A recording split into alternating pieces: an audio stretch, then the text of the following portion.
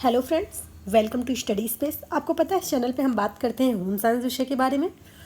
हमारा UP TGT का exam के लिए प्रिपरेशन चल रही है। बाकी जो DTPLSB का एग्ज़ाम है उसके लिए भी क्योंकि आपको पता है कि होम साइंस है तो सभी एग्ज़ाम में इक्वली आता है।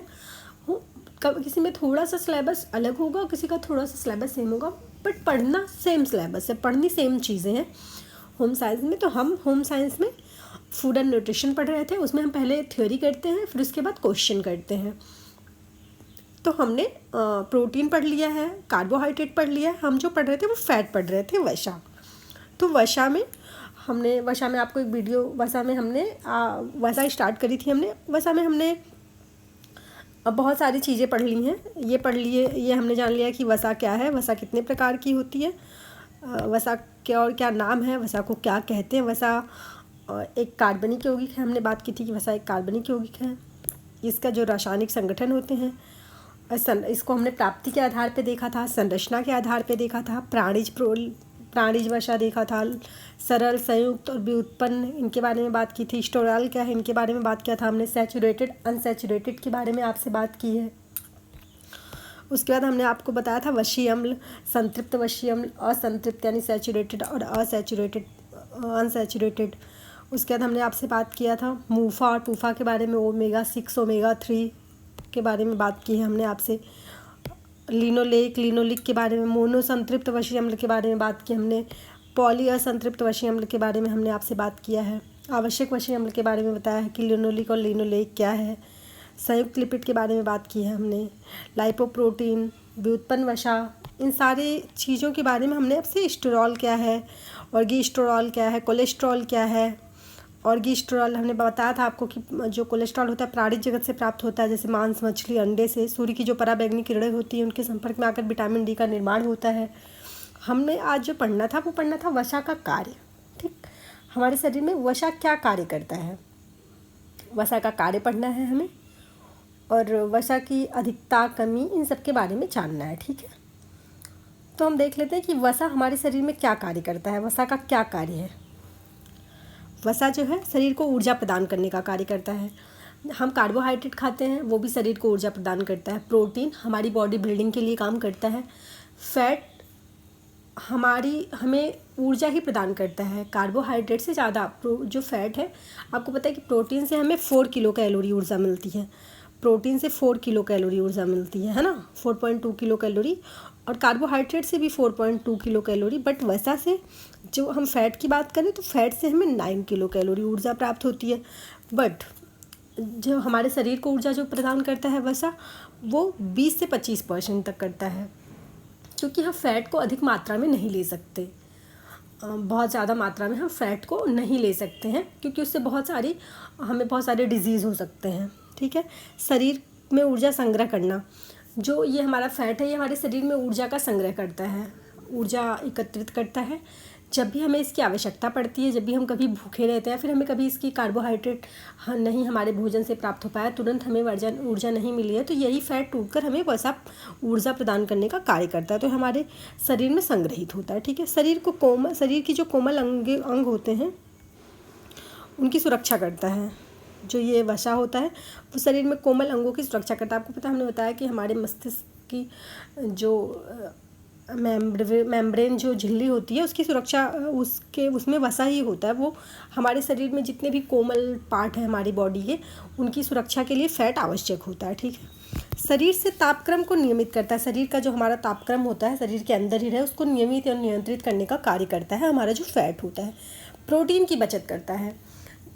जैसे हम पहले कार्बोहाइड्रेट, जैसे हमने खाना खाया तो हमने कार्बोहाइड्रेट, फैट और प्रोटीन, विटामिन जो भी हमने लिया, तो विटामिन तो मिनरल्स और जो विटामिन है वो हमारे शरीर में रोग प्रतिरोधक क्षमता को बढ़ावा देते हैं। जो हमारे कार्बोहाइड्रेट होते हैं वो हमें तुरंत एनर्जी प्रदान करने का कार्य करते हैं। अगर हमने कुछ ज़्यादा खा लिया है तो वो फैट के रूप में हमारे लीवर, हमारी बॉडी में, मांसपेशियों में जमा हो जाते हैं। ठीक है, लेकिन जो फैट होता है, फैट भी हमें, जब प्रोटीन बॉडी बिल्डिंग का काम करता है, अगर कार्बोहाइड्रेट इनकेस नहीं काम कर रहा है तो फैट हमारी काम करता है, फैट हमें ऊर्जा प्रदान करने लगता है। बट अगर किसी सिचुएशन में फैट नहीं काम कर रहा है तो प्रोटीन टूटने लगती है और प्रोटीन हमें ऊर्जा प्रदान करती है। ये बहुत खतरनाक और घातक होती है ये सिचुएशन।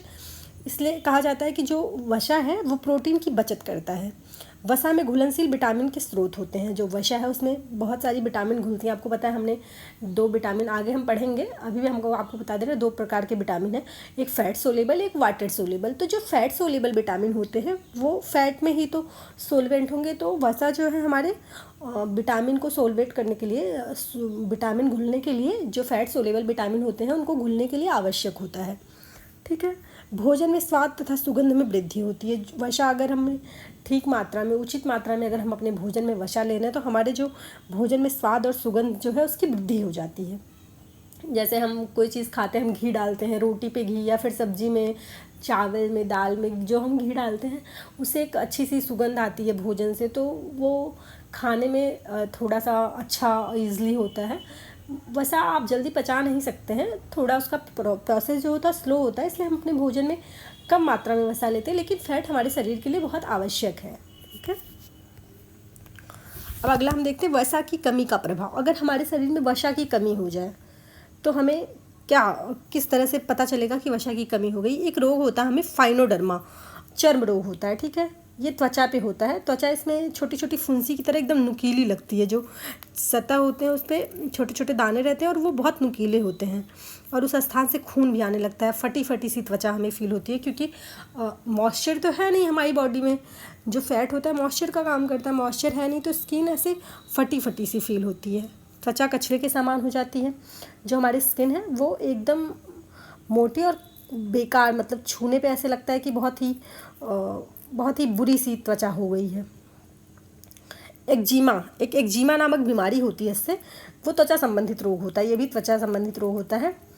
और जो सामान्य, जैसे वृद्धि जो सामान्य होती है वो रुक जाती है धीरे धीरे, बहुत धीरे। वृद्धि के लिए भी जैसे हम वसा लेते हैं तो बहुत कई सारे ऐसे हैं जो हमारी वृद्धि में सहायता प्रदान करते हैं, तो सामान्य वृद्धि रुक जाती है, बहुत स्लो प्रोसेस में वृद्धि होने लगती है। कोशिकाओं की जो कार्य क्षमता है उसमें कमी आ जाती है। जो हमारी सेल्स काम करती हैं उसकी कार्य क्षमता में कमी आने लगती है। वसा में जो आपको पता है कि वसा में जब विटामिन, जो घुलनशील विटामिन है वो नहीं घुलेंगे तो वो अपना कार्य नहीं कर पाएंगे हमारे शरीर में। तो वसा में जो घुलनशील विटामिन है उनका कार्य बाधित हो जाता है इसकी कमी से। अगर वसा की अधिकता हो गई, इनकेस अगर वसा की अधिकता हो गई तो इससे देखिए, एक तो मोटापा, बहुत अधिक मोटापा हो जाता है, हृदय रोग हो जाता है, लीवर, फैटी लीवर हो जाता है, मधुमेह हो जाता है। ठीक, ऐसे बहुत सारे रोगों से हम प्रभावित हो जाते हैं। अब इनका उपचार क्या है? इनका उपचार ये है कि वसा व कार्बोज है उसका परहेज करना चाहिए। अगर मान लीजिए वसा की अधिकता हो गई तो जो फैट वाली चीज़ें हैं और कार्बोहाइड्रेट उससे कम यूज़ करना चाहिए या परहेज करना चाहिए।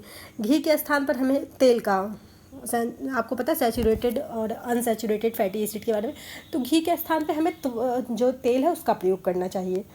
अधिक कोलेस्ट्रॉल जो होता है, उस वसा से कोलेस्ट्रॉल बढ़ने लगता है तो बहुत सारे हमारे स्किन डिजीज़ या वैसे भी बहुत सारी डिजीज़ हो जाती है, हृदय रोग से हम पीड़ित हो जाते हैं, तो हमें वसा से बचना चाहिए, नहीं खाना चाहिए। प्रोटीन की जो मात्रा है उसे ज़्यादा लेनी चाहिए और फल और सब्जी का सेवन अधिक करना चाहिए।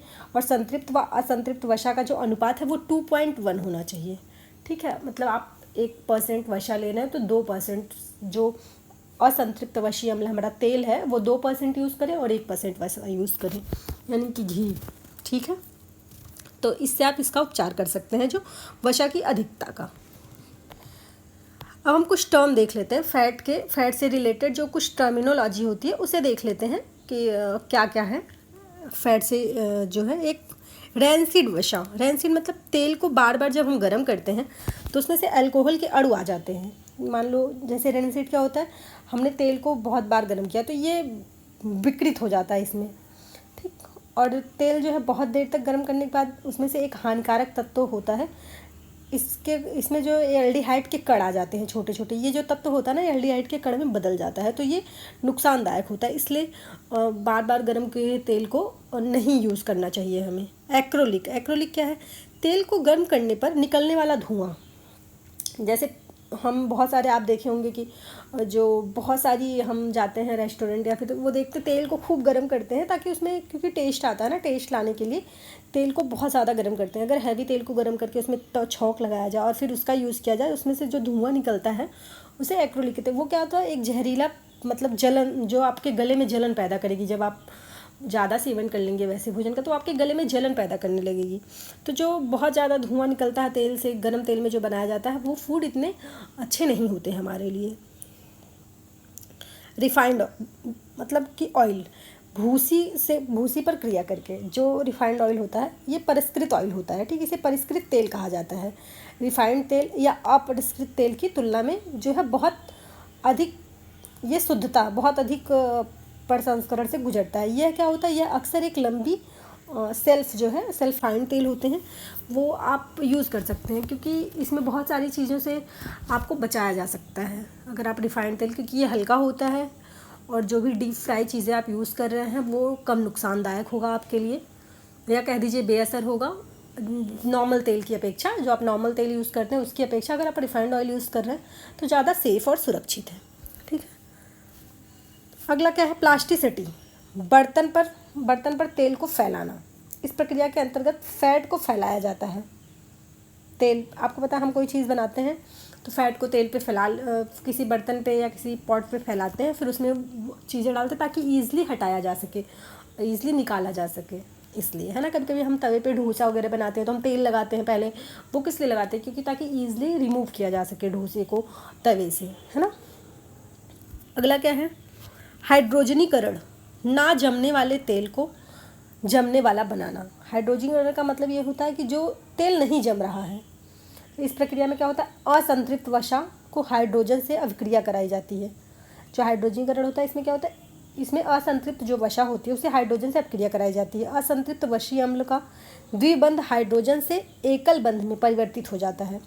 जो हाइड्रोजन का द्विबंध होता है वो हाइड्रोजन के एकल बंध में परिवर्तित हो जाता है, ठीक है। वसीय अम्ल संतृप्त हो जाता है तथा ठोस रूप ले लेता है। वनस्पति घी में परिवर्तन आने लगता है। जो वनस्पति घी होता है वो परिवर्तित हो जाता है। जैसे अगर हम तेल को, आपको पता है हम मक्खन कैसे बनाते हैं, प्रक्रिया उसकी आपने देखी होगी। हम जो है, जैसे अगर हम तेल को बहुत गर्म कर रहे हैं तो वो, और उसमें हाइड्रोजन से अगर प्रक्रिया करा रहे हैं, बार बार उसे फैट रहे हैं, तो वो घी धीरे धीरे वो वनस्पति घी का रूप लेने लगता है, ठीक है, वो ठोस हो जाता है। तो असंतृप्त वसा को संतृप्त वसा में परिवर्तित करने की ही जो प्रक्रिया होती है उसे हाइड्रोजन से, असंतृप्त वसा को हाइड्रोजन से प्रक्रिया कराई जाती है। उसके बाद वो संतृप्त वसा में यानी वनस्पति घी में तब्दील हो जाता है। उस प्रक्रिया को हम हाइड्रोजनीकरण कहते हैं, ठीक है। अगला क्या है हमारा, अगला जो हम बात करेंगे वो है शॉर्टनिंग फैट, यानी कि मोयन देना। आप मोयन देना ईजिली समझते होंगे अगर आप मोयन की बात करें। अगर नहीं समझते, जब किसी पदार्थ में वसा मिला दी जाती है, जैसे हम आपने कभी जैसे पराठे बनाते हो या पूरी बनाते हो आप कभी, या फिर आप कभी गुजिया बनाते हो, तो उसका जो आटा होता है जिसमें हम स्टफिंग को भरते हैं उसे हम मोयन देते हैं तेल या घी से, उसे कहा जाता है मोयन देना, ठीक है। उसे कहा जाता है शॉर्टनिंग प्रक्रिया, ठीक है। इमल्सिफिकेशन क्या है, इमल्सिफिकेशन जब फैटिफिकेशन मतलब पानी और फैट का मिलन, इसे पाइसीकरण भी कहा जाता है, इमल्सिफिकेशन भी कहा जाता है।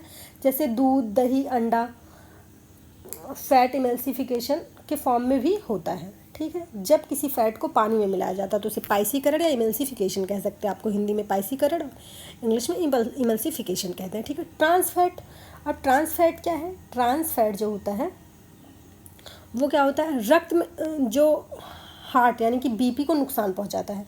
जो हमारा ट्रांस वसा होता है ना, ये हमारी बीपी को नुकसान पहुंचाता है। ब्लड प्रेशर जो है उसको नुकसान पहुंचाने का कार्य करता है, ठीक है। इसलिए ये बहुत अच्छा नहीं माना जाता जो ट्रांस वसा होता है। उसके बाद जो साबुनीकरण होता है, काइलोमाइकॉन्स होता है। रक्त में उपस्थित वसा का जो अणु होता है उसे काइलोमाइकॉन्स कहते हैं, ठीक है। और एक और है, क्या है, साबुनीकरण, वसा पर क्षार से अभिक्रिया कराना। हम किसी फैट पे क्षार से अगर अभिक्रिया कराते हैं तो उसे क्या कहते हैं, उसे कहते हैं साबुनीकरण। जैसे कि वसा को यदि किसी एल्कालाइन होता है यानी क्षार, उसे क्रिया करवाई जाती है तो यह क्या होता है, या जो पूरी प्रक्रिया होती है उसे साबुनीकरण कहते हैं। ठीक है, इस प्रकार में इससे क्या होता है कि शरीर कभी कभी जो है असामान्य स्थिति में वसा आंत रस में मिलकर जो कि क्षारीय होता है साबुन का निर्माण करती है। यह मल के साथ शरीर से बाहर निकल जाती है। ठीक, एक होता है काइलोमाइकॉन्स, हमने बताया आपको, रक्त वसा के जो कण होते हैं अवशोषित हो जाता है और काइलोमान के नाम से जानी जाती है जब रक्त में वसा के कण अवशोषित हो जाते हैं। ठीक, तो इसको रक्त में उपस्थित वसा के अणु, जब रक्त में वसा के कण अवशोषित हो जाते हैं तो उसे काइलोमाइकॉन्स कहते हैं। ठीक है, हमने आपको वसा की कमी से बताया फाइनोडर्मा हो जाता है। हमने आपको बताया कि वसा की कमी से क्या होता है, फाइनोडर्मा रोग हो जाता है, त्वचा पे नुकीली और कछुए के समान हो जाती है, कोशिका की जो कार्य क्षमता है वो उसमें कमी आ जाती है, सामान्य वृद्धि रुक जाती है, एक्जिमा हो जाता है। वसा की अधिकता बताया हमने, वसा का उपचार, अधिकता का उपचार बताया। ठीक है, अब जो हमारा जो अगला हमारा टॉपिक आएगा वो आएगा, इससे हम रिलेटेड क्वेश्चन करेंगे, फैट से रिलेटेड पहले क्वेश्चन करेंगे, फिर जाके हम अगला जो हमारा चैप्टर है उसे स्टार्ट करेंगे। जैसे कि हमने पहले प्रोटीन पढ़ा था। ठीक,